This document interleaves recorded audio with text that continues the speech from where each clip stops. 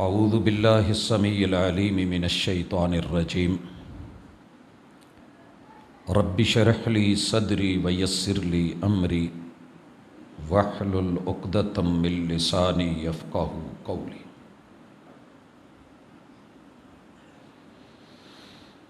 حاضرین مجلس، احباب گرامی،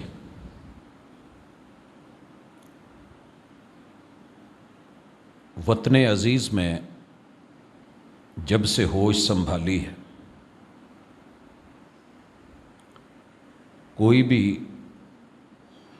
حکومت کامیابی سے اپنی ٹرم پوری کرتی دکھائی نہیں دیتی۔ ہم نے ہمیشہ الزام ایک دوسرے پہ دھرا ہے، قومیں اسباب دیکھتی ہیں کہ ناکامی کیوں ہوئی۔ ایک بچہ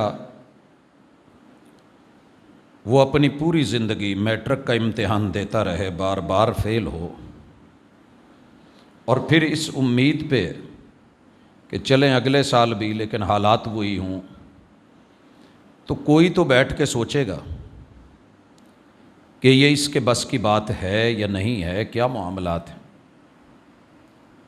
ہم نے نہ کبھی انسانی ناطے سے سوچا ہے، نہ ضرورت محسوس کی ہے، نہ من حیث القوم۔ ہم نہ نظام کے اوپر بس باتیں کر کے دوسرے کو مورد الزام ٹھہرا کے خود بری ہو کے ہم نے سمجھا ہے کہ ہم نے کام کر لیا ہے۔ کام ایسے نہیں ہوتے۔ ہماری سیاسی جو نفسیات ہے، اگر صرف انہی پہ توجہ کر لی جائے تو اصلاح ممکن ہے۔ دنیا میں کسی بھی چیز پہ کوشش کرنا برا نہیں ہے، ٹرائی کی جا سکتی ہے، محنت کی جا سکتی ہے، اپنی روٹس کو درست کیا جا سکتا ہے، اساس اور بنیاد کی طرف نظر دوڑائی جا سکتی ہے۔ آج کی ملاقات میں مجھے علم ہے کہ شاید ان باتوں کو کوئی توجہ نہ دی جائے، لیکن کم از کم اپنے دین سے جڑ کے، انسانیت کو سامنے رکھ کے، رب کے ساتھ ایک تعلق کو مد نظر رکھتے ہوئے، اپنی قوم کے تہذیب و تمدن کی اساس کے اوپر ایک آواز چند لوگوں تک سے ہی، کوئی مانے نہ مانے، ہمارا کام ہے کہ عرض کر دینا، اچھا برا سمجھا دینا، باقی توفیق دینا میرے رب کا کام ہے، اور اس کے لیے قد و کاوش کرنا یہ انسان کی اپنی ذمہ داری ہے۔ ہمارے پاس جو نفسیاتی مسائل ہیں سیاست میں، ہم سیاست بنیادی طور پہ خدمت کے لیے کرنے نہیں آتے۔ ہم نے یہ سمجھا ہے کہ ہم راج کرنے والوں کی اولاد ہیں، راجپوت۔ یہ جملہ بر صغیر میں بڑا عام چلتا ہے۔ ہم پیدا ہی سیاست کے لیے، قیادت کے لیے، راج کے لیے، حکومت کے لیے ہوئے۔ بس جو مرضی ہو جائے، ہمیں یہی کام کرنا ہے، ہمیں کوئی اور کام آتا بھی نہیں ہے، یہی سوٹ کرتا ہے۔ 4-5 سال میں اگر 1 سال بھی اچھا لگ گیا، 3 سال خسارے میں بھی گئے، تو ہم 1 سال میں اتنا کما لیں گے کہ ہماری پشتیں اور ہماری نسلیں کھائیں گی۔ یہ اصل ہماری پیچھے ایک نفسیاتی سوچ ہے کہ ہم خاندانی طور پہ پیدا ہی اس کام کے لیے ہوئے۔ اور یاد رہے کہ یہ یہود کی سوچ رب نے قرآن میں ذکر کی ہے، نحن ابناء اللہ واحباؤہ۔ ہم پوری دنیا میں حکومت اللہ کی ہے اور ہم اس کے پوت ہیں، اولاد ہیں، لہذا حکومت کرنا ہمارا رائٹ ہے۔ اللہ کو باقی لوگ پسند نہیں ہیں، ہم ہی پسند ہیں۔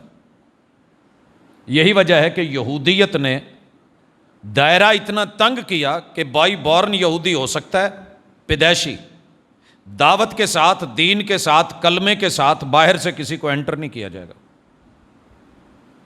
تو یہ جو تنگی کی سوچ ہے، کہ یہ صلاحیت صرف ہم میں ہے اور ہم ہی اس کے حال ہے، اس نے بنیادیں کھوکھلی کر کے رکھ دی ہیں۔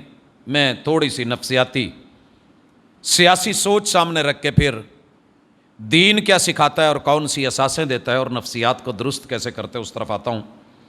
دوسری چیز یہ ہے کہ جب ہم حکمران بن جاتے ہیں، زمام کار ہمارے ہاتھ میں آ جاتی ہے، تو ہمارے اندر انانیت آ جاتی ہے، انا میں۔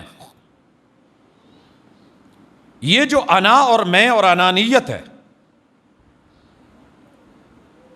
یہ انسان کو ایک نشے میں اور خمار میں رکھتی ہے۔ پھر اس کا نتیجہ یہ ہوتا ہے کہ عوام بھیڑ بکریاں لگتی ہیں، وہ جانور لگتے ہیں، وہ کیڑے مکوڑے نظر آتے ہیں، اور پھر اس کے نتائج آپ وطن عزیز میں گاہے بگاہے دیکھ چکے ہیں۔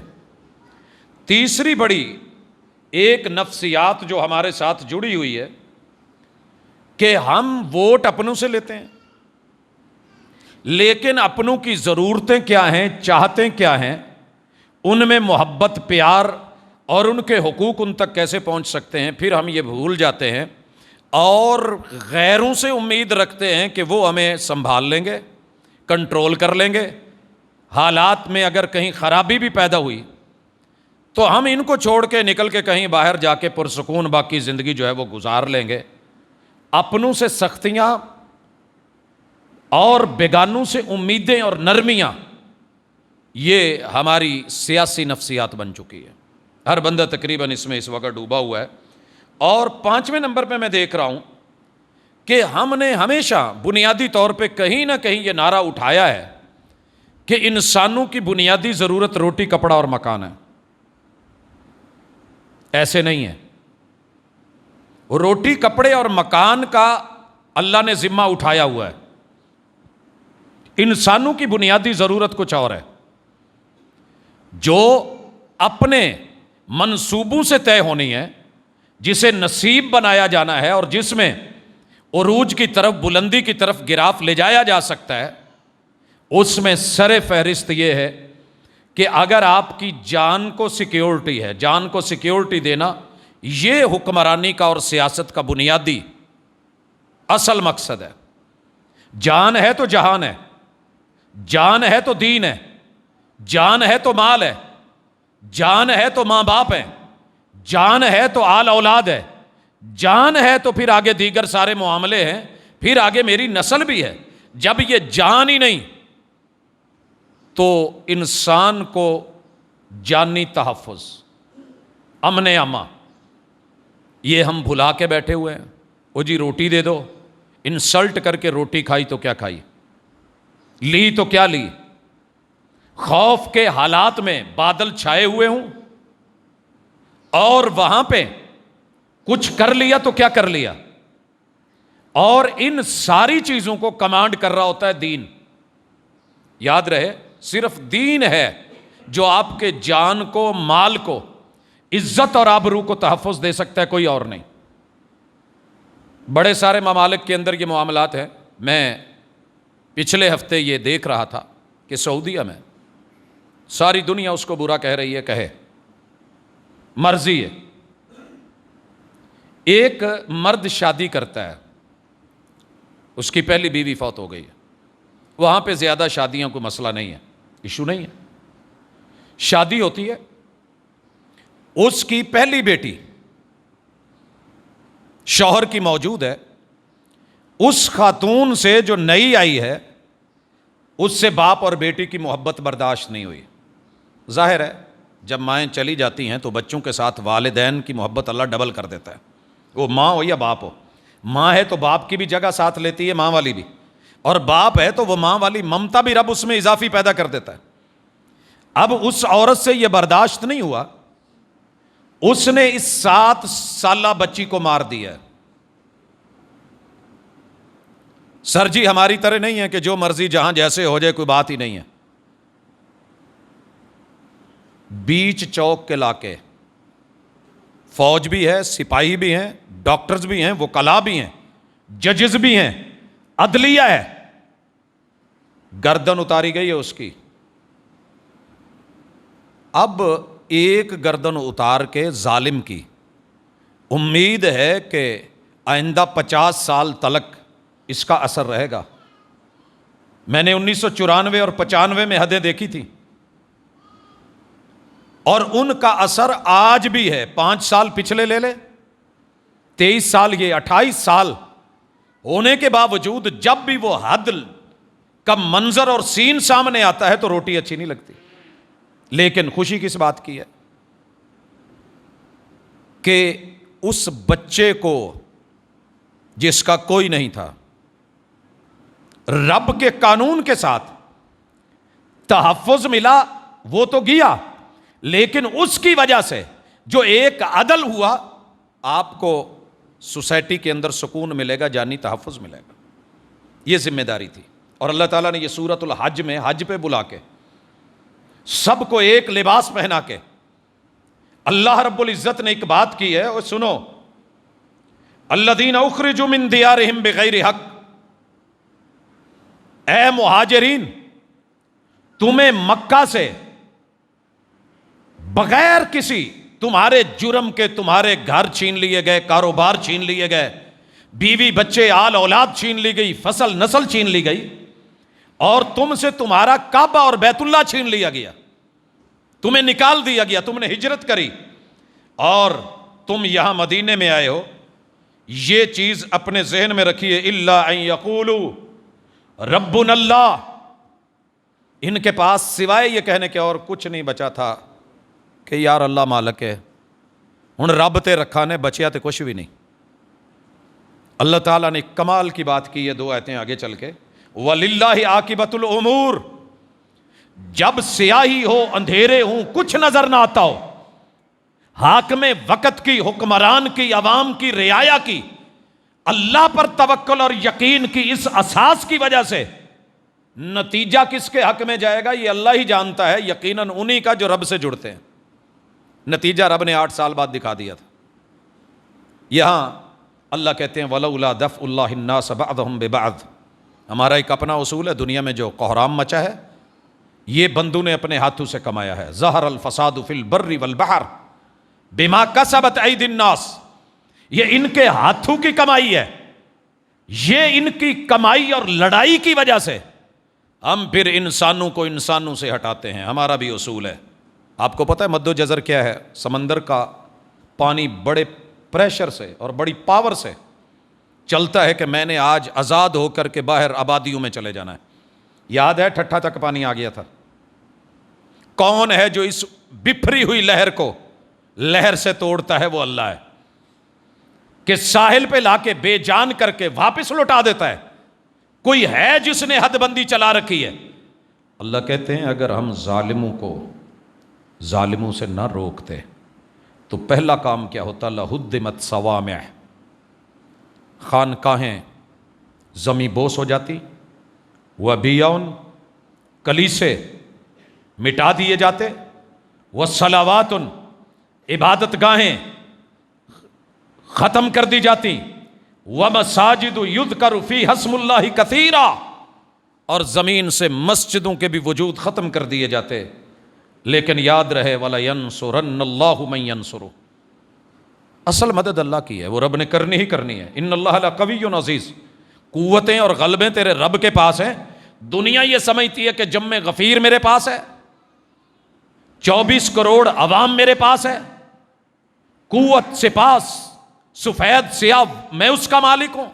اللہ کہتے ہیں ایسے نہیں ہے، اگر یہ چیزیں لینی ہے تو 4 اصول اپنا لو۔ الذین ان مکناہم فی الارض، بادشاہت ہم دیتے ہیں، یہ تمہارے بس کی بات نہیں ہے۔ زمین کے اندر جب تم کھڑے نہیں ہو سکتے تھے، اس زمین پہ تمہارے پاؤں نہیں لگتے تھے، ہم نے تمہیں مضبوط کرسیاں، طاقتیں، قوتیں دی ہیں، تو تمہاری پہلی ذمہ داری یہ ہے اقام الصلاۃ۔ یہ غربت تمہارا میٹر نہیں ہے، یہ تمہارے بس کی بات ہی نہیں ہے۔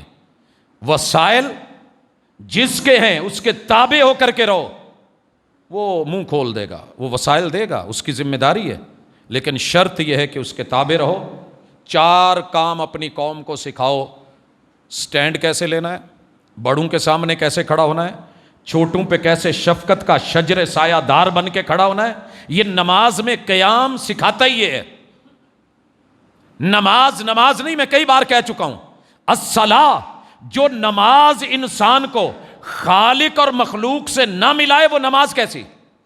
جاتے ہوئے محبوب نے کیا تربیت کی تھی؟ الصلاۃ وما ملکت ایمانکم، لوگوں اوپر والے کے ماتحت ہو کے رہنا، جو تمہارے ماتحت ہیں ان کے لیے قارون نہ بننا، ان کا خیال رکھنا۔ یعنی خالق اور مخلوق سے یہ ڈیل اگر قیام میں آپ نے نہیں سیکھی، پھر آپ طاقت کے نشے میں مست ہاتھی بن کے درخت بھی اکھاڑیں گے، لوگوں کے مکان بھی گرائیں گے، قدموں کے نیچے بھی کچلیں گے اور آپ کو پرواہ بھی نہیں ہوگی۔ لیکن اگر طاقت ہے، نیچے والوں کے لیے شجر سایہ دار، اوپر رب مددگار، اللہ کے سامنے جھکے مٹے ہوئے، غیر کے لیے آپ جو ہے وہ بڑے مضبوط ہو، ہلکا یارا تو اب ریشم کی طرح نرم، رزم حق و باطل ہو تو فولاد ہے مومن، رحماء بینہم اشداء علی الکفار۔ اگر نماز اس کا سبق تمہیں نہیں دے سکی، رب سے نہیں جوڑ سکی اور اپنوں سے نہیں جوڑ سکی، تو پھر سمجھ لیجئے وہ نماز ہے، وہ صلاح نہیں ہے۔ صلاح صلہ سے ہے، موصول ہونے سے ہے، جوڑنے سے ہے، وصل سے ہے۔ جس نماز نے آپ کو رب اور بندو سے نہیں جوڑا، وہ نماز کیسے؟ وہ برائیوں سے کہاں روکے گی؟ دوسری چیز، جھکنا۔ کبھی انسان کو تھوڑا جھکنا پڑتا ہے حالت رکوع میں، کبھی ٹوٹلی جھکنا پڑتا ہے، سر زمین کے ساتھ لگ جاتا ہے حالات میں، لیکن وہاں جھک کے بھی عقیدہ اور ایمان کیا ہے؟ سبحان ربی الاعلی، اللہ میں گرا ہوں، تو نہیں، تو وہیں پہ قائم ہے۔ بندے کے حالات ایسے ہو جاتے ہیں، اللہ مجھے دھرنا دینا پڑ رہا ہے، لیکن میں دھرنے میں بھی بیٹھ کے 5 انگلیوں کے ہوتے ہوئے میں یہ بھی کہہ سکتا تھا، لیکن اشہد اللہ الہ الا اللہ، اللہ میں دین کو نہیں بھولا، میری ضروریات اپنی جگہ پہ، میں زمین پہ بیٹھا ہوا ہوں، حالت ہے یہ میری دھرنے کی، یہ میرا تشہد ہے، یہ میرا جلوس ہے۔ اور اس کے بعد ایک کام، وآتوا الزکاۃ، وہ اپنے معاشی نظام کو مضبوط کریں۔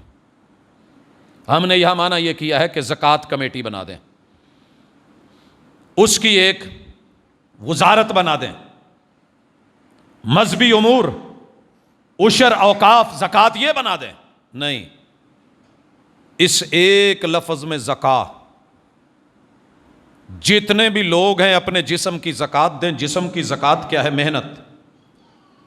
والذین جاہدوا فینا لنہدینہم سبلنا، تیرا کام ہے محنت کرنا، مالی دا کم پانی دینا تے پر مشکاں پاوے، مالک دا کم پھل پھل لاؤنا، لاوے یا نہ لاوے، مجھے پتا ہے میں نے کتنا دینا ہے، کیسے دینا ہے، تو محنت کر، کما، حلال کما، تجارت کر، سود نہیں، فراڈ نہیں، دھوکہ نہیں، 2 نمبری نہیں، چوری نہیں، بغاوت نہیں، کرپشن نہیں، حلال کما، سود نہیں، تجارت کر، بے کر، زراعت، یہ سارے جتنے وسائل ہو سکتے ہیں ان کے اوپر حکومت توجہ دے، مالی وسائل، لیکن حلال ذرائع سے، ان میں سے جو کمانے والے ہیں، تؤخذ من اغنیائہم وترد علی فقرائہم، امیروں سے لے کے ان کے فقیروں کو دے کر کے ان کو بھی سٹینڈ بائی کر دو، کھڑا کر دو۔ یہ والا سسٹم، نظام معیشت، وہ عشر کی شکل میں، یہ صرف مانگنے کا سسٹم نہیں ہے کہ ہاتھ پھیلاؤ اور مانگو۔ جب زکوٰۃ دینے والا کوئی نہیں تو لینے والا کہاں ہوگا؟ بھائی لینے والا تبھی ہے نا، امید ہوگی تو آگے بڑھے گا۔ اگر سارے ہی مانگتے ہیں،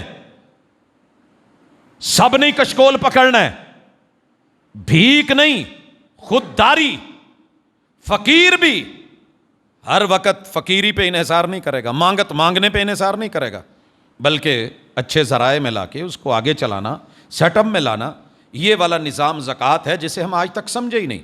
ہم نے کہا کہ رسیدیں بنا لو، پرچیاں بنا لو، کٹواؤ اور ٹھیک ہے، پورا سال جو ہے وہ رمضان میں کما لو، سال بیٹھ کے کھاؤ، کھانا کھلا دو، یہ کر دو۔ نہیں، جو مانگنے آیا ہے آج کھانے کے لیے، آنے والے 15 سالوں میں شادی کے بعد اس نے اپنے بچوں کی شادی کرنی ہے، گھر بنانے ہیں، دیگر معاملات اخراجات ہیں، تو نظام ایسا بناؤ۔ کہتے تو ہو سعودیہ بہت برا ہے، سر جی کہیں ایک خانہ بدوش ملے تو مجھے بتانا۔ آل سعود کو گالی تو بڑی دی گئی ہے، آج بھی پوری دنیا میں خانہ بدوش آپ کو نظر آئیں گے۔ سروے کیا گیا، یہ ہوتے ہیں حکومت کے کام۔ وَأَقَامُوا الصَّلَاةَ وَآتَوُا الزَّكَاةَ، کتنے لوگ ہیں، کتنے خاندان ہیں، کتنی فیملی ہیں، ایک فیملی میں 15 ہیں، 12 ہیں، 10 ہیں، 7 ہیں، 2 ہیں، 4 ہیں، اس حساب سے گھر بنائے گئے. خاموش مردم شماری، شور نہیں، غوغا نہیں. مختلف علاقوں میں اسے بانٹا گیا، شہری علاقوں میں رکھا گیا، اور پھر انہیں کہا گیا کہ یہ تمہارے گھر ہیں، یہ تمہاری الاٹمنٹ ہے، یہ کچھ سیاست کے لیے نہیں، دکھانے کے لیے نہیں، ووٹنگ کے لیے نہیں. ملوکیت بری تو بہت لگی ہے ہمیں، اور ہم نے تصور ہی بدل کے رکھا ہے. یاد رہے کہ ملوکیت بھی تیرے رب کی عطا ہے، خلافت بھی تیرے رب کی عطا ہے، لیکن اس میں ہونا اندر یہ چاہیے. اگر ملوکیت بری ہوتی تو رب سلیمان علیہ السلام کو کبھی ملوکیت عطا نہ کرتے. لیکن ہم نے اپنی ایک سیاست کی نفسیات بنا لی ہے کہ بس اسی پہ فٹ ہے، جو کرنا ہے. نالی بھی بنا کے دینی ہے تو ووٹ کے لیے، سڑک بھی بنا کے دینی ہے تو ووٹ کے لیے، پائپ بچھوانا ہے تو جناب یہ جمہوریت ہمیں جتوائے گی. اور غیروں کے نظام کے ایجنڈے کے پیچھے بھاگنا اور رب کے ایجنڈے کو رد کرنا اور روکنا تمہیں کبھی عزت نہیں دے گا. نظام تعلیم کو دیکھ لیں. ہماری معاشی نظام میں، ہمارے معاشی نظام اس وقت جو کیفیت ہے، حالات ہے، سارا ملبہ میں اکثر دیکھتا ہوں کہ مولویوں پہ آ کے گرتا ہے. اور اس قدر ہوتا ہے ماشاءاللہ، با کمال ہوتا ہے، لاجواب ہوتا ہے کہ دل کرتا ہے کہ کبھی اس پہ اسپیشلی رکھوں جمعہ کہ لوگوں کرتے کیا ہو، ہمیں دیتے کیا ہو، اور اس کے بعد پھرتے کہاں پہ ہو. اگر اس چیز کو سمجھیں، کیا ایسے نہیں ہے کہ ہماری سیاسی صورتحال ٹوٹلی یہود سے لی ہوئی، مجوس سے لی ہوئی، نصارہ سے لیا ہوا، تجارت کا سسٹم، کاروبار وہ سود پہ مبنی، ہمارے عادات خوشی غمی وہ ہندوؤں سے لی ہوئی، اور ہماری وضاقتہ وہ نصارہ والی. کیا کیا نہیں ہے. نظام تعلیم وہ گوروں سے لیا ہوا، لباس وہاں سے اٹھایا ہوا، اور سب کچھ. اور بجٹ کا 99.99 کر لیں سر جی، 99.99. ان میں سے اگر کہیں کوئی تھوڑا بہت کسی مسجد مدرسے کو گیا ہو تو ٹھیک، وگرنہ آپ نے ان کو کیا دیا ہے. اور الزام ہے جس کو آپ نے 1 روپیہ بھی نہیں دیا کہ وہ مولوی نہیں چلنے دیتا، وہ نہیں چلنے دیتا، یا آپ خود کو نہیں چلنے دیتے، یا آپ کرپشن کی نظر ہو گئے ہیں، یا آپ کا ذہن محدود ہو گیا ہے، عقلیں موٹی ہیں، دماغ چھوٹے ہیں. اس میں قرآن کا کوئی قصور نہیں، رحمان کا کوئی قصور نہیں، کیونکہ آپ نے کبھی ادھر دیکھا ہی نہیں ہے. اگر دیکھتے تو بہت کچھ ملتا. یہاں اللہ تعالیٰ نے پھر کہا ہے وَأَمَرُوا بِالْمَعْرُوفِ وَنَهُوا عَنِ الْمُنْكَرِ. یہ امر بالمعروف اور نہی عن المنکر کیا ہے؟ غلط وقت کا بڑا بھی کرے تو اس کو سلیقے سے روکا جائے گا. میرے پیغمبر نے کسی بھی بڑے کو گالی دے کے نہیں روکا، مندہ بول کے نہیں روکا، زیادتی کر کے نہیں روکا، اور گندگی کو کبھی گندگی سے نہیں دھویا جاتا. امر بالمعروف، بھلائی کا آرڈر بھی لگانا ہے تو اچھے طریقے سے. اور ہم چائے کا بھی آرڈر دیں، اور چھوٹے گال سنی، ہمارا لب و لہجہ ہی کچھ اور ہوتا ہے. ہمارے اندر ایک جو ہے وہ اسے کیا کہہ لیں کہ اندر ہی اندر کہ میں بڑا ہوں، کرسی پہ بیٹھ گیا ہوں، یہ چھوٹا ہے، یہ چھوٹے گھر کا ہے، تو میرا سننا ہے. جب جس کی چاہے انسلٹ کر دیں، جب جس کو. اور اگر ہم نے روکنا بھی ہے تو بدترین طریقے سے، بدترین طریقے سے. ایسے نہیں ہے. امر بالمعروف اور نہی عن المنکر. سوسائٹی کے اندر جو بھی برا کرے، غلط کرے، اس کا ہاتھ روکا جائے گا. رسول اللہ صلی اللہ علیہ وسلم نے کہا انصر اخاک ظالما او مظلوما، اپنے بھائی کو روک، ظالم ہے یا مظلوم ہے مدد کر. کہا محبوب مظلوم کی تو مدد کروں، ظالم کی مدد کیسے؟ کہا ظلم سے روکیے. ہم روک پائے؟ میری اپنی پارٹی کا ہے، جو مرضی کرتا پھرے، وہ زمزم نہایا ہوا ہے، وہ گنگا جمنا کا اشنان کرایا ہے، وہ چونکہ میرا ہے. دوسرے والا وہی کرے، وہ قصوروار ہے، وہ مجرم ہے، وہ چور ہے، وہ ڈاکو ہے، وہ لٹیرا ہے. سر جی امر بالمعروف، امر بالمعروف، لا اینڈ آرڈر. کہاں ہے لا اینڈ آرڈر؟ مجھے استثناء چاہیے چونکہ میں صدر ہوں، مجھے استثناء چاہیے کیونکہ میں وزیر اعظم ہوں، مجھے استثناء ہے کیونکہ میں پارٹی کو لیڈ کر رہا ہوں.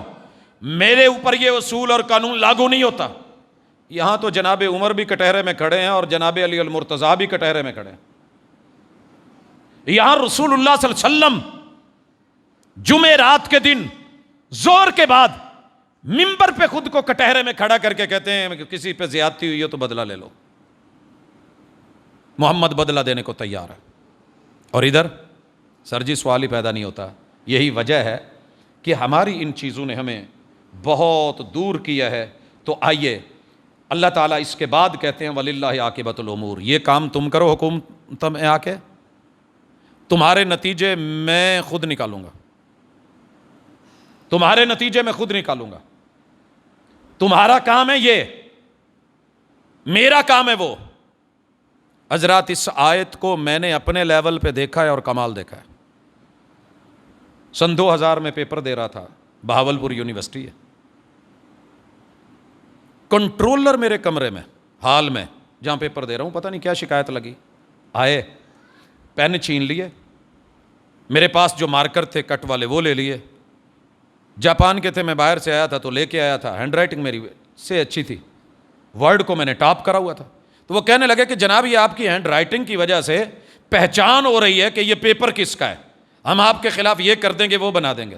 میں نے کہا سر یہ سارے بھی لے جاؤ، میرے ہاتھ میں 3 کا بھی دے دو، جس کی آواز اچھی ہو اس کو بغیر مائک کے بھی اگر اور اسپیکر کے اور سسٹم کے ساؤنڈ کے لے کے آؤ گے وہ اچھا مترنم ہی بولے گا. اور جس کی ہینڈ رائٹنگ اچھی ہے وہ انگلی سے بھی گاڑی کے شیشے پہ لکھے تو ہینڈ رائٹنگ اس کی نہیں خراب ہونے والی. خیر ہوتا رہا میرے ساتھ. اللہ پاک کا شکر ہے یہ آیت سامنے تھی اور میں پڑھا کرتا تھا وَلِلَّهِ عَاقِبَةُ الْأُمُورِ. اللہ نتیجہ تیرے ہاتھ میں ہے، اینڈ کیا ہوگی یہ نہیں جانتے. الحمدللہ پرائیویٹ ہو کر کے یونیورسٹی کو ٹاپ کرا اور 100 نمبر کے قریب بھی کوئی بندہ نہیں تھا. یہی ایم فل میں ہوا، 2 سال کی بجائے 5 سال رگڑا گیا. وَلِلَّهِ عَاقِبَةُ الْأُمُورِ. بہت کچھ کیا گیا. جنہوں نے کسی سے لکھوایا تھا کچھ معاملات ہوئے تھے وہ ماشاءاللہ تھیسس میں 200 میں سے 190 نمبر لے کر کے جا رہے ہیں. اور جس نے لفظ حرف اور پتہ تھا، جاندار تھا، ایون کہ سپروائزر تیار نہیں تھے کہ یہ جو علم ہے ہمیں نہیں پتا، پھر بھی نمبر 140 دیے جا رہے ہیں. وَلِلَّهِ عَاقِبَةُ الْأُمُورِ. لیکن باقی سبجیکٹ سے ملا کر کے رب نے پیچھے نہیں کرا. وہ پی ایچ ڈی جو صرف گن کے 3 سال کی ہوتی ہے، حد 5 پہ، سر جی 11 سے لے کے 2022 تلک کیس مقدمے کیا نہیں. ایسے کرنے سے کیا ہو جائے گا؟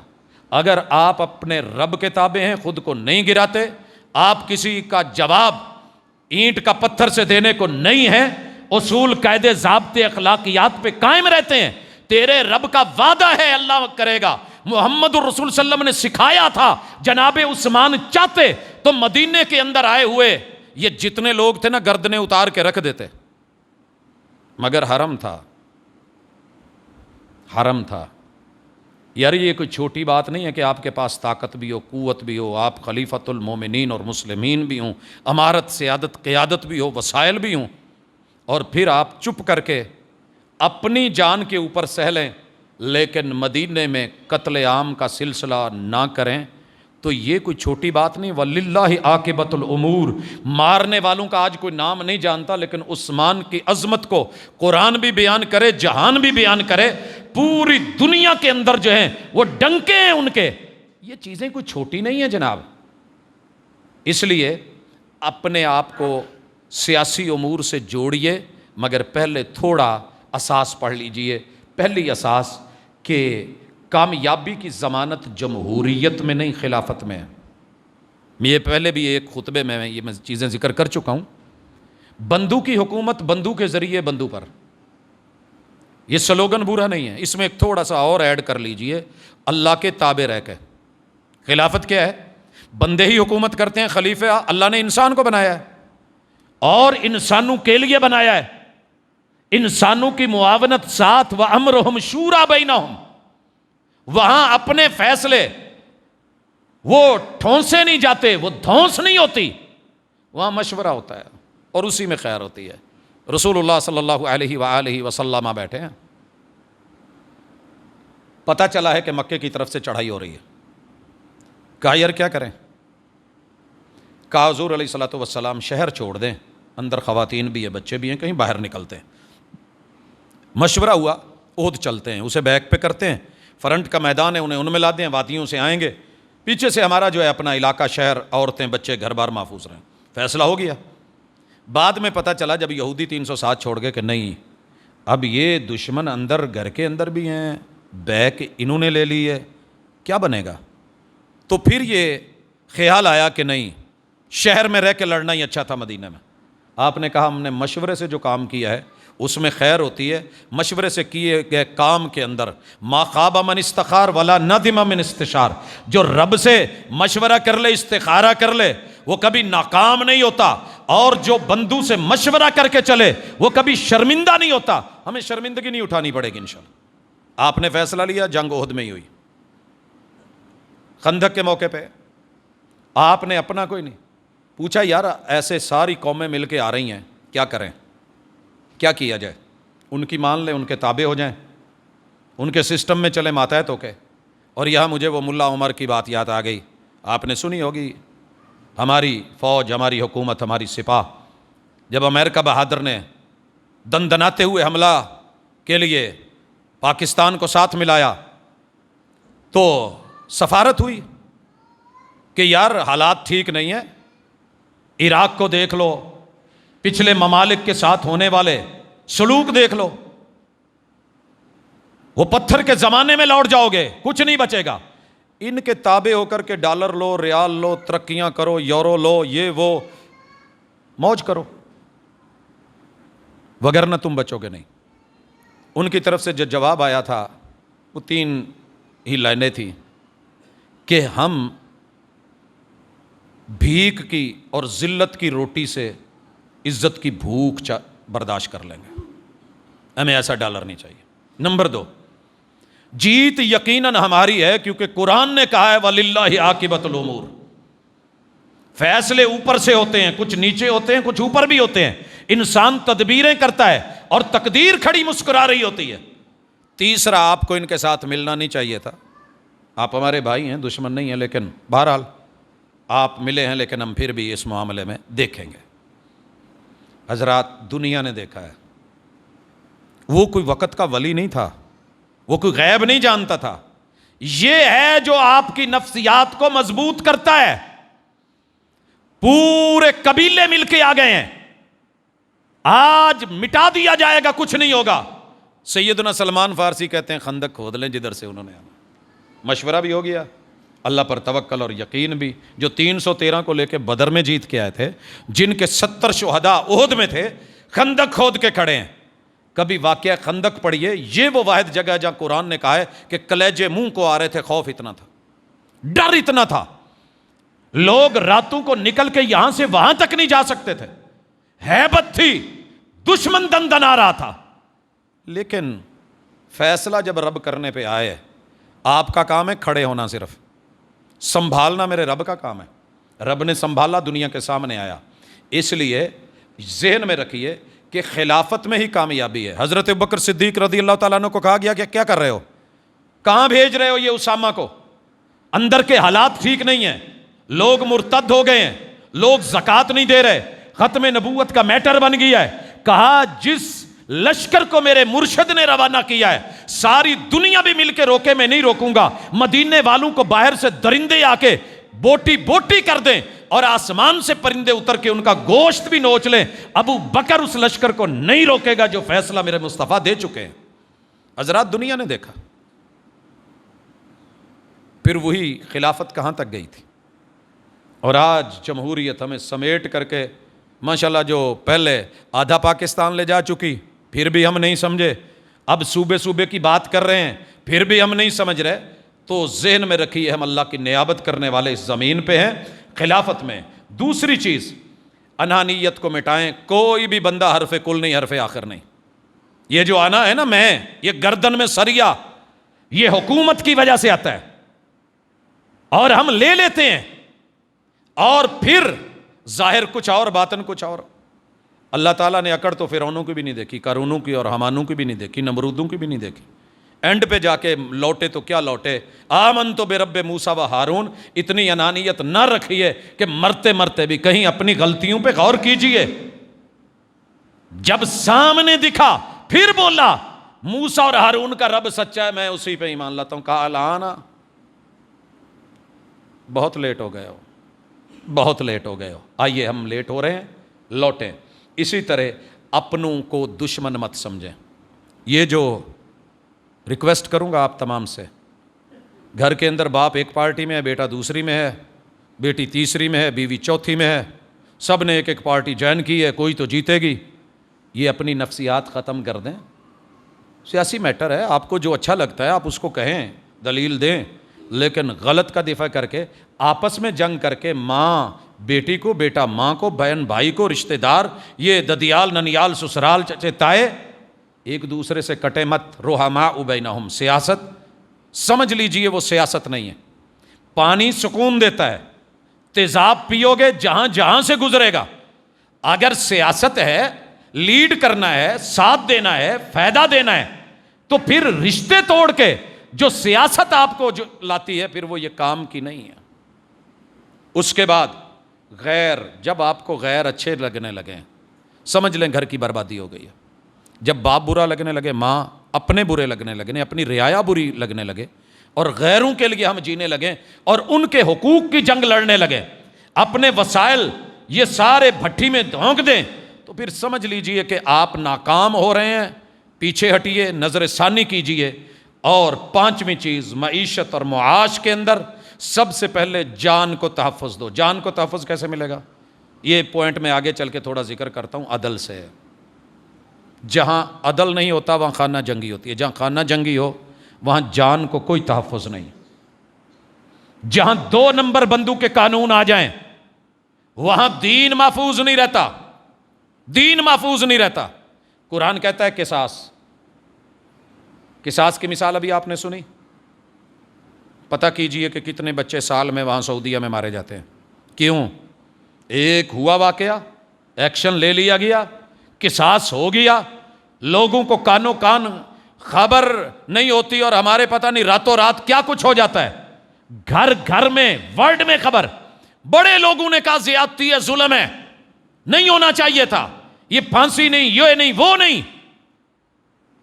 یہ جتنی استعماری اور بڑی طاقتیں ہیں نا، جب آپ کا اپنا نقصان ہو رہا ہوتا ہے اور دین کا، پھر بڑے خوش اور خاموش.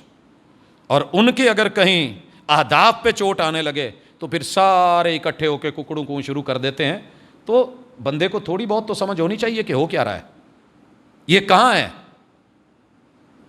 اور کسی نے بڑی خوبصورت بات کی تھی، دنیا کے اندر ایک اصول یاد کر لو، وقت کی سپر پاور کے خلاف اس وقت کی سیاست یہ ہے، جو بھی بول رہا ہو وہ اس کا ہم نوا ہوگا جو اس کے خلاف بول رہا ہے. 2 کوریا ہیں، ایک کوریا ہمیشہ اس کے خلاف گیا ہے، اس کا کیا ہوا ہے آج تک؟ ایران کو دیکھ لیں، ہم جب سے ہوئی سنبھالیں یہی سن رہا ہے دشمنی ہے، لیکن اس کا کچھ نہیں ہوا. پوری عرب ریاستوں سے لے کے وہاں تلک جو ہے وہ دنیا ملیا میٹ ہو گئی ہے، لیکن اس کا کچھ نہیں گیا. سر جی یہ اوپر کی بظاہر دشمنی اور اندر دوستیوں کے شلٹر میں جو ہوتا ہے یہ تیرے دین کا طریقہ نہیں. اپنے منافق نہیں ہوتے، اپنے غیروں سے ملے. جب باڑ فصل کو کھانا شروع کر دے تو پھر فصل کا اللہ ہی حافظ ہے. وسائل ہمارے، لوگ ہمارے، جانیں ہماری، نفری ہماری، طاقت قوت افراد وہ ہمارے، یہ نرسری ہماری. اور ان کے اوپر پڑھانے کے لیے جتنے بجٹ ہیں وہ غیروں کے لگے ہوئے بچے ہمارے. اور یہ جو ہمارے لیے اترا تھا اسے کبھی کسی نے کھول کے بھی نہیں دیکھا. ضرورت ہی کیا ہے؟ کیونکہ اس کے خلاف پراپوگنڈا اتنا ہے. مولوی نہیں برا لگتا، بیسیکلی یہ برا لگ رہا ہے. اس کا نام لینا آسان ہے. مدرسہ، مسجد، یہ وہ چھوٹے چھوٹے مسائل ابھار کے بتائے جائیں گے. دہشت، خوف. کسی بھی ایک قتل کے پیچھے کوئی مدرسے والی کوئی پرانی سند نکل آئے پوری دنیا اس پہ بولتی ہے. لیکن ہزاروں کے قاتل نکلیں، پیچھے یونیورسٹیاں کھڑی ہوں تو کوئی نام لینا بھی گوارا نہیں کرے گا کہ ادھر کو کوئی رخ بھی موڑے. کیوں؟ اپنے ہیں، وہ دفاع کرتے ہیں. آپ کب کریں گے؟ آسیہ کا کیا مسئلہ ہے؟ جانتے ہو نا، یہ ننکانا ہے. انہوں نے اپنے مفاد کے لیے اپنے چنے ہوئے لوگ کیسے طریقے سے نکلوایا، انٹرویوز دیے، اور جو اپنی تھی کیسے اس کو بیچا، اور آج پھر اس پہ سیاست شروع ہے. کب تک چلے گا ایسے؟ اللہ کے لیے کچھ چیزیں خود بھی سمجھنے والی ہوتی ہیں. ضروری نہیں کہ کوئی دوسرا سمجھائے تو پھر آپ سمجھیں. کب سمجھیں گے اس چیز کو؟ آج ہم اپنی ماؤں پہ رو رہے ہیں جناب. اور ایک بہت بڑا ہے کہ دوسرے کے معاملے میں دخل اندازی نہیں دینا. محکمے جو ہوتے ہیں، یہ بات یاد رکھیے گا، ادارے اپنی اپنی لین میں اور لائن میں. ٹریفک تبھی اچھی چلتی ہے جب لین اور لائن کا قانون ہو، لین اور لائن. لیکن ہمیں کیا ضرورت ہے؟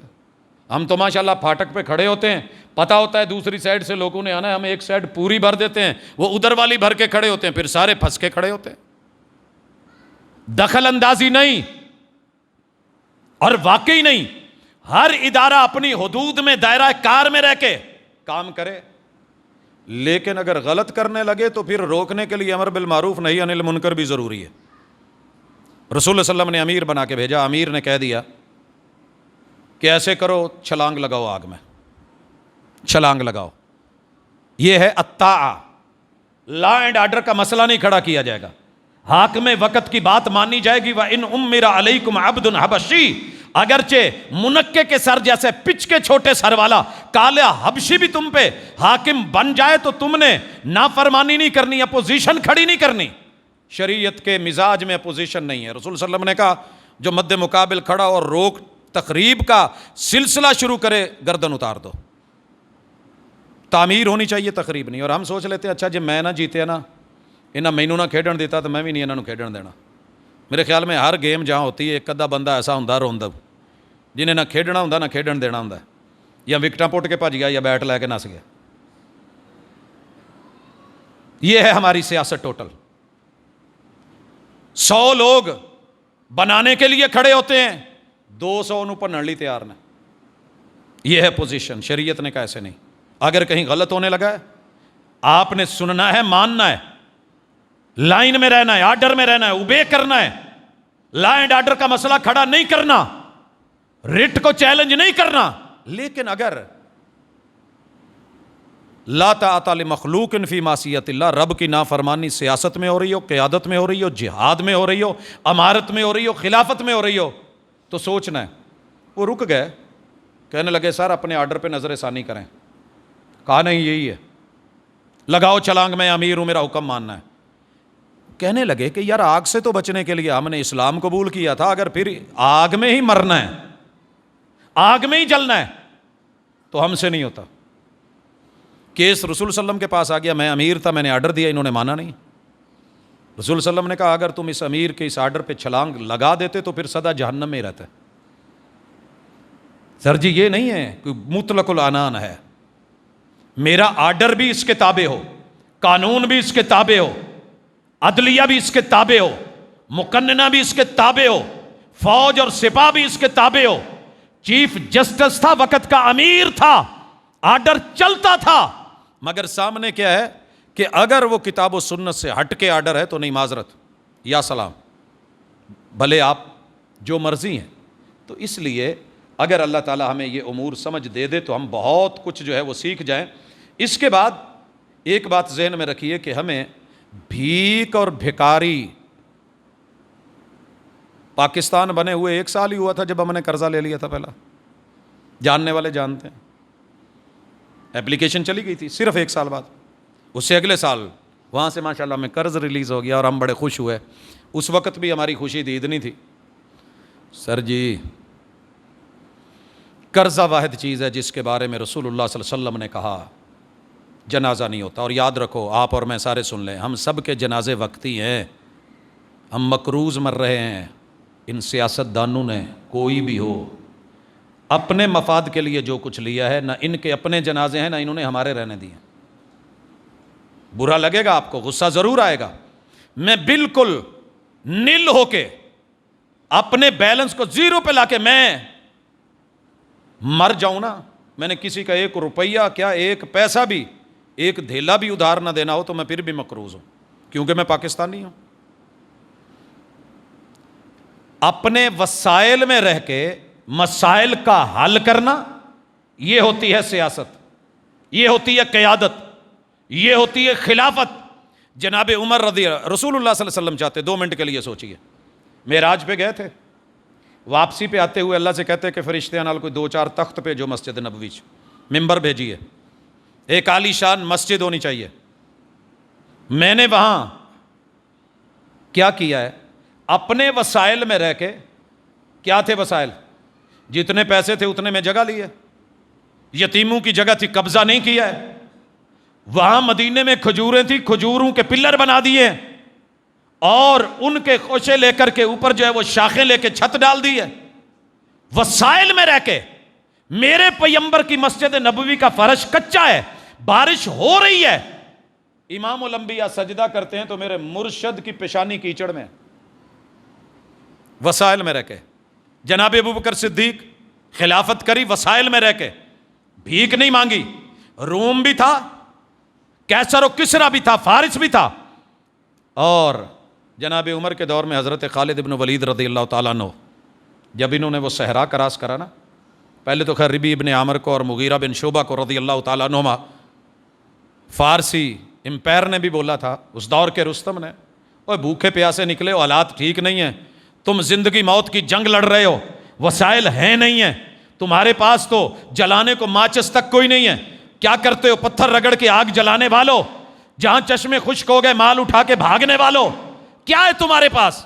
اوہ زمین پہ لیٹنے والو، جاؤ پر ہیڈ اپنے لوگ بتاؤ کتنے ہیں، ہم آپ کو تعاون دیتے ہیں، قرض نہیں تعاون دے رہے ہیں، جاؤ جا کے سکون سے یہ شب خون چھوڑو. انہوں نے کہا تھا کہ نہیں، ہم اس لیے نہیں نکلے، ہم تو اللہ کے دین کی دعوت اور توحید کی سربلندی کے لیے نکلے. اور یہی خالد بن ولید، وہ صحرا جو آج جتنی جدید ترین ماڈل کی گاڑی ہے نا صحرا میں دوڑانے والی، آپ اس صحرا کو کراس نہیں کر سکتے. سر جی نہیں کر سکتے. یہ میرے بہاولپور کے صحرا میں، یہ ریگستان میں، یہ چولستان میں، وہ تھر میں گاڑیاں پھنس جاتی ہیں. یہاں ایسے ایسے ٹیلے ہیں کہ اوپر نہیں چڑھ سکتی، ٹریکٹر جواب دے جاتے ہیں. وہاں سے پیدل اپنی چند سواریوں کے ساتھ دنیا کے سب سے بڑے صحرا کو کراس کر کے جب روم کے منہ پہ پہنچے نا، تو رومیوں کی وہ فوج، ابن عمر رضی اللہ تعالیٰ عنہ اور دیگر صحابہ کیا کہتے ہیں کہ ہم نے اتنی تعداد انسانوں کی کہیں اکٹھی دیکھی نہیں تھی. کہیں کہیں آبادی تھی 1,00,000 فوج اور منظم، اور وہ صرف 7 لوگوں سے ڈرے ہوئے ہیں کہ یہ کراس کر کے کیسے آ گئے، جدید ترین وسائل سے ہم نہیں کر سکتے، یہ کیسے آ گئے. وہاں بھی کہا تھا پر ہیڈ لے لو، بھوکے پیاسے آئے ہو چلے جاؤ. کہا نہیں، نحن قوم نشرب الدماء، ہم خون پینے والے ہیں، سنا ہے تمہارے خون بڑے ٹیسٹی ہیں، پلا دو پھر، اگر اتنی تمہارے اندر بڑی طاقت پیسہ ہے، اور جتنا تم زندگی کو عزیز سمجھتے ہو ہمیں موت اتنی عزیز ہے، ہم اسے شہادت کی نظر سے دیکھتے ہیں. تو سر جی یہ وہ چیزیں تھیں، بھیک نہیں مانگی، بھکاری نہیں بنے.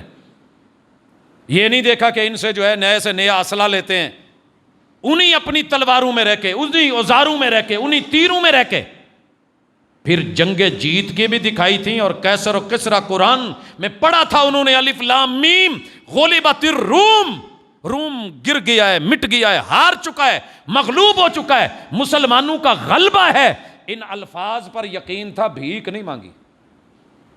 یہ تھی خلافت، یہ تھی عزت، یہ تھی غیرت. اور اگر قرض پہ قرض لے کے انٹرنیشنل مانیٹرنگ فنڈ کے تحت ہی غریب کو غریب تر کرنا ہے، مزید ان پہ بوجھ ڈالنے ہیں، تو پھر بھائیو ایک دفعہ واپسی لو، ہم گزارا کر لیں گے. مثلاً آٹے کا بحران ہے، کیا ہمارے پاس وسائل کے اندر متبادل آٹا نہیں ہے؟ گندم کا آٹا کم ہو گیا، مکی کا آٹا نہیں ہے؟ کیا ہمارا وجود نہیں پچا سکتا؟ مکی نہیں ہے، باجرہ نہیں ہے، کتنی اجناس ہیں، لیکن زرعی زمین ہے، زراعت پہ توجہ تو دیجئے. غیروں کے کہنے پہ یہ بھی ختم وہ بھی ختم. سوڈان کے کیا حالات تھے، دنیا کی سب سے بہترین کپاس تھی سوڈان کی، مصر کی، کیوں نہیں ملتی آج؟ کہ جب غیروں کے ایجنڈوں پہ کام ہو تو پھر اپنے درخت نہیں دیکھے جاتے. انہوں نے کہا جناب سفیدہ لگا لو، ہم نے لگا لیا. اپنے تھنک ٹینکر کہاں ہے؟ انہوں نے اب کہا جی نہیں سفیدہ جو ہے یہ اتنا پانی پی جاتا ہے، اکھاڑ دو، سارے اکھاڑ دیے گئے. اپنی عقل کہاں ہے؟ اپنے منصوبے کہاں ہیں؟ ہم کس لیے آئے ہیں؟ صرف لڑنے کے لیے دوسرے کو جھوٹا اور چور ثابت کرنے، خود صادق و امین بن کے ایسے بھائی جنگیں نہیں لڑی جاتی ہیں، اور ایسے اپنوں سے لڑ کے جیتا بھی نہیں جاتا، اور یوں اپنے گھر کو برباد کر کے قرآن نے تعبیر بیان کی ہے، دنیا کی بدترین سزا یہ ہے، یخربون بیوتہم بایدیہم، اپنے ہاتھ سے اپنے گھروں کو توڑنا، اس سے بڑی سزا کوئی نہیں ہے۔ فاقتلوا انفسکم، اپنوں کو مارنا، اس سے بڑی سزا کوئی نہیں ہوتی۔ یہ سیاست نہیں، یہ گمراہی ہے، اور اس سے ہم نکلیے۔ اور آخری گزارش کہ عدل کریں گے تو خانہ جنگی ختم ہوگی۔ جب تک عدل اور انصاف سب کے لیے برابر نہیں ہے، خانہ جنگی ختم نہیں ہونی، امن نہیں آنا۔ امن نہ ہو تو کاروبار نہیں چلتے۔ اور امن کس چیز میں؟ امن صرف یہ نہیں ہے کہ وہاں عدل کرو، امن اس چیز میں بھی کہ میں جس دکان والے کے پاس جاؤں اسے یہ سکون ہو کہ انہیں 2 نمبر نوٹ نہیں میں نے دینا، اسے ڈر نہ ہو، اور مجھے یہ پتا ہو کہ اس نے مجھے مرچیں ملاوٹ والی نہیں دینی، اس نے دودھ ملاوٹ والا نہیں دینا، اس نے نمک ملاوٹ والا نہیں دینا۔ من غشنا فلیس منا۔ میں اپنے بچوں کو پیپر دے کے چلا جاؤں باہر جہاں مرضی بیٹھا ہوں، انہیں اللہ کا ڈر ہو، مجھے پتا انہوں نے نقل نہیں کرنی۔ سر جی جب تک وہ بچے پیدا ہیں کہ استاذ 1 سیکنڈ کے لیے منہ دوسری طرف کرے اور وہ نقل کر رہے ہوں، تو ایسے بے ضمیر، بے ایمان، ملاوٹ، معذرت کے ساتھ، یہ میری تربیت ہے کہ میں ایسے کر رہا ہوں۔ ہمیں جن اساتذہ نے پڑھایا ان کی تربیت کیا تھی کہ بیٹا آپ کو رب دیکھ رہا ہے، ہم بسا اوقات منہ پھیر لیں گے، لیکن اگر 1 نمبر بھی نقل کر کے پوچھ کے آپ کی ڈگری میں آ گیا، جب تک اس کے اوپر تمہاری تنخواہ چلے گی، حرام کا رزق چلے گا، تمہارے بچے بھی حرام کھائیں۔ ہم نے کبھی یہ کیا ہی نہیں۔ ہم میں سے فنکار وہ ہے کہ جو بتائے آ کے اج ماشاءاللہ جی میں پیپر گاڈ آیا، میں بک جیڑی سی تھلے لت نال بن کے لے گیا سی، میں جناب پسٹل پوائنٹ دے اتنے جڑا گن پوائنٹ تے کر کے آیا، کی مجال میں بولن نہیں دیتا۔ تو ایسے نہیں ہوتی۔ یہی قوم جب آ کے استاذ بنتی ہے، اور یاد رکھیے جتنے بھی دنیا میں شعبے ہیں اس کے پیچھے کھڑا تو استاذ ہے۔ جس قوم میں استاذ کی قدر نہیں رہی، سبق پڑھ کر پڑھا دینا ہنر ہے عام لوگوں کا، جو دل سے دل جلاتے ہیں وہی استاذ ہوتے ہیں۔ وہ جو میرے معلم نے سکھایا تھا، جب ہم نے مربی ہی غیر بنا لیے، جو ہمیں چوری، ڈاکہ، فراڈ، دھوکہ، عزت آبرو، ناموس، ہر چیز کی قتل عام کر کے اس کے بدلے میں ہمیں تھوڑی سی تعلیم اور ڈگری دے دیتے ہیں، تو پھر یاد رہے یہ صرف پیسے کمانے کی رسیدیں ہیں، اس کے علاوہ کچھ نہیں ہے۔ پھر قوم کا اخلاق اور معیار، ادب اور احترام، یہ سب چیزیں نہیں میسر ہوں گی۔ آئیے ان نفسیات سے ہٹ کر کے اصل مقصد ہے سیاست کا خدمت۔ سید القوم خادمہم، اگر وزیر، مشیر، M N As, M P As اور چیئرمینز، ہماری جتنے بھی فوجی سرکاری عہدے ہیں، جتنی سپاہ ہے، اگر یہ جھک مٹ کے خود کو قوم کی خادم اور نوکر اکڑا نہیں کرتے، یہ بات یاد رکھیے گا۔ حاکم وقت کا تصور، میرے محبوب نے جناب عمر کے کندھے پہ آٹے کی بوری رکھوائی ہے، سر یہ ایسے نہیں رکھی گئی۔ خاتون اول زچگی کے کیس خود لے رہی ہے، یہ ایسے نہیں ہوا، احساس ذمہ داری تھا۔ فرات کے کنارے پہ بھی کتا مرا تو حساب عمر تجھے دینا ہے۔ یہ خود احتساب بھی ختم ہو گئی ہے۔ دوسرا کوئی احتساب کرے تو پھر ہم کہتے ہیں کہ ایسے ہے ویسے ہے۔ تو اللہ کے لیے کچھ نہ کچھ اپنے میں، اپنے بچوں میں، اپنی قوم میں، اپنے وطن عزیز میں اس کو دینے والے بنے۔ یہاں سے چھین چھین کے، کاٹ کاٹ کے کہاں تک جائیں گے؟ اللہ میرا اور آپ کا حامی و ناصر ہو، اور اقتدار اعلیٰ اللہ کی جو ہے وہ مسئولیت کے تحت رہ کے، اللہ نے پوچھنا ہے کلکم راعٍ و کلکم مسئول عن رعیتہ۔ پھر چلیں انشاءاللہ، زیادہ سال نہیں، اگر 2.5 سال میں دور صدیقی میں سب بدل سکتا ہے۔ حکمران تو سب عمر جیسے مانگتے ہیں، خلافت راشدہ جیسے، لیکن رعایا بھی کچھ کرے نا، رعایا بھی کچھ کرے تو پھر بات بنتی ہے۔ کہا تھا جناب علی المرتضیٰ نے، کہا تمہارے دور میں جنگیں ہی جنگیں ہیں، اور تم سے ماقبل پوری دنیا کو زیر و زبر کر کے آئے تھے فاتح۔ کہا ان کی رعایا میرے جیسے تھی اور میری رعایا تم جیسی ہے، تو پھر کیا کریں؟ تو اس رعایا کو نئے سرے سے تعلیم، تربیت، نصاب بدلیے اگر تبدیلی صحیح چاہتے ہیں۔ صرف غیروں کے ایجنڈے پہ کام کر کے کامیابیاں نہیں ملتی۔ اقول قولی ھذا وآخر دعوانا ان الحمدللہ۔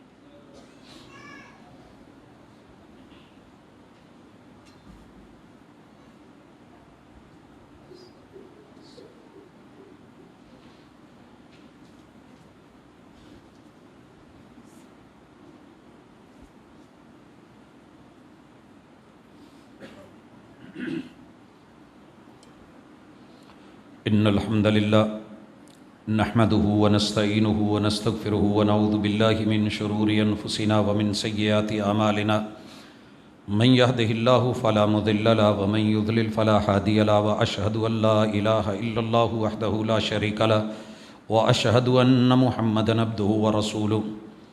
احباب گرامی، اللہ تعالیٰ توفیق دینے والا ہے، بندے کو اللہ سے مدد مانگنی چاہیے. اللہ ہمارے حالات پہ رحمت کرے. اللہ ہماری غلطی کوتاہیوں کی سزائیں اللہ بہت ہو چکی ہیں. من حیث القوم کوئی توبہ کریں قوم یونس کی طرح کہ اللہ اس عذاب کو ٹال لے. خانہ جنگی کوئی چھوٹا عذاب نہیں ہے، یہ انسانوں کو لے ڈوبتا ہے، کاروبار، بچے، نسلیں برباد کر دیتا ہے، فصلیں برباد کر دیتا ہے. تو اللہ تعالیٰ سے مجموعی طور پہ حاضری کے ساتھ، دل کے ساتھ، کہیں آنکھوں کو آنسوؤں کا غسل دے کے اس کے سامنے حاضر ہوں، شاید کہ وہ رحم فرمائے. وگرنہ جہاں تک ہم پہنچ چکے ہیں یہ وہ انتہائیں ہیں کہ جہاں رب قومیں بدل دیتا ہے. تو اللہ تعالیٰ ہمارے ساتھ نرمی کا معاملہ کرے. ایک سوال ہے کہ ایام کے دوران حالت حیض میں قرآن پاک کی تلاوت کر سکتے ہیں اور حدیث کی کسی کتاب کو ہاتھ لگا سکتے ہیں؟ بھائی وہ مشہور یہ ہے کہ نہیں، نہ قرآن چھوا جا سکتا ہے نہ قرآن پڑھا جا سکتا ہے. لیکن یہ ایسی پابندی ہے کہ جو ایک اساس پہ ہے. وہ اساس کیا ہے؟ افضل، بہتر، اولا یہ ہے کہ بندہ نہایا ہوا ہو، صاف ستھرا ہو، بالکل پاک اور طاہر ہو، اور پھر قرآن مجید کو خوشبودار معطر ہو کے پکڑے، چھوئے، تلاوت کرے. یہ ہے افضل. لیکن کیا کوئی ایسی ممانت ہے کہ ہم اسے پکڑ نہیں سکتے یا پڑھ نہیں سکتے؟ ایسی کوئی ممانت شرع میں نہیں ہے. جو روایات ہیں وہ صحیح نہیں، جو آیت کا معنی کیا گیا ہے وہ معنی ہی غلط کیا گیا ہے. کیسے؟ لا یمسہ الا المطہرون. اکثر قرآن مجید کے پیچھے یہ آیت لکھی ہوئی ہوتی ہے کہ اس کو صرف وضو کر کے چھونا ہے، ایام میں نہیں. ایسی بات نہیں ہے. یہ اللہ نے خبر دی ہے، یہ نہیں ہے. نہیں میں ممانت ہوتی ہے اور خبر میں یا صداقت ہوتی ہے یا جھوٹ ہوتا ہے. اللہ کہتے ہیں کہ اسے نہیں چھوتے سوائے پاکیزہ کے. اگر تو یہ قرآن کے بارے میں خبر ہے تو پھر یہ خبر قرآن کی معاذ اللہ جھوٹی ہے، کیونکہ اس قرآن کو غیر مسلم بھی چھوتے ہیں، جو پاکیزہ نہیں وہ بھی چھوتے ہیں. انہیں پاکی پلیتی کا علم ہی نہیں ہے. وہ چھاپتے بھی ہیں، وہ پڑھتے بھی ہیں، ترجمے بھی ہوتے ہیں، تحقیق بھی ہوتی ہے، ریسرچ بھی ہوتی ہے، اس میں بہت کچھ ہے. اصل میں یہ خبر ہے لوح محفوظ کے بارے میں. لوح محفوظ کو چھونے والے صرف پاکیزہ فرشتے ہیں. تو خبر سچی ہے، اس کا اس سے تعلق ہے، قرآن سے ہے ہی نہیں. تو اگر ایک غیر مسلم کو آپ قرآن مجید کا نسخہ دیں گے ہی نہیں، اسے کہ پہلے مسلمان ہو پھر پڑھنا، تو یہ تو کوئی بات نہیں ہوئی. غیر مسلم کو یہ نسخہ دیا جا سکتا ہے، وہ پڑھے گا. اسی طرح مسلمان نجس نہیں ہوتا. رسول صلی اللہ علیہ وسلم کی اہلیہ، آپ کہتے ہیں کہ مجھے وہ جائے نماز پکڑائیں. جائے نماز پاکیزہ جگہ ہے، جگہ پاکیزہ نہ ہو تو نماز نہیں ہوتی. انہوں نے کہا کہ حضور میں ایام سے ہوں. رسول اللہ علیہ وسلم کے لفظ سنیے، کہا تو نے یہ ہاتھ سے پکڑانا ہے نا، وہ تیرے حیض کا خون تیرے ہاتھ میں تو نہیں ہے. مرشد نے مسجد نبوی میں بیٹھ کے ان سے پکڑا، ہاتھ وہ والا مسجد نبوی میں آیا، جائے نماز کو لگا. پھر اتنا تشدد نہیں کریں کہ یہ بچیاں پہلے ادھر حفظ کرانا ہے، پھر ان دنوں میں نہیں پڑھنا، پھر وہ بھول جاتی ہیں، پھر یہ مسئلہ وہ مسئلے. پڑھا جا سکتا ہے، چھوا جا سکتا ہے، لیکن بلا وجہ نہیں. جب انسان ٹھیک ہے، صاف ستھرا ہے، پاکیزہ صاف ستھرے ماحول میں. لیکن اگر اس کیف کے ساتھ ہیں، یہ پرانی سوچیں تھی جب لوگ آٹا نہیں گوندنے دیتے تھے، روٹی نہیں بنانے دیتے تھے عورت کو، یہ نہیں کرنا وہ نہیں کرنا. اسلام نے یہ سارے بت توڑے ہیں، تو اس کو اس کے لیول پہ رکھیے. قاری محمد عمر فاروق خطیب مکہ آنا، ان کا بیٹا عثمان غنی وفات پا چکا. انا للہ و انا الیہ راجعون. اللہ تعالیٰ ان کی مغفرت فرمائے. کافی سارے دوست احباب اس دنیا سے گئے، انہوں نے بھی دعا کا کہا ہے، اور بے شمار دوست احباب بیمار ہیں، انہوں نے بھی دعا کا بولا ہے. اور اسی طرح مالی پریشانیاں اس وقت، بے روزگاری کی جو انتہا ہے، اور مقروض لوگوں نے دعا کا بولا ہے. اللہ سب کی تو قریب سے سنتا ہے، ہم دعا گو ہیں. اللہ جس کا جو مسئلہ ہے حل فرما دے، بیماروں کو شفا دے دے، اور اس دنیا سے جانے والوں کے لیے ان کی قبریں جنت کے باغیچے بنا دے. سبحان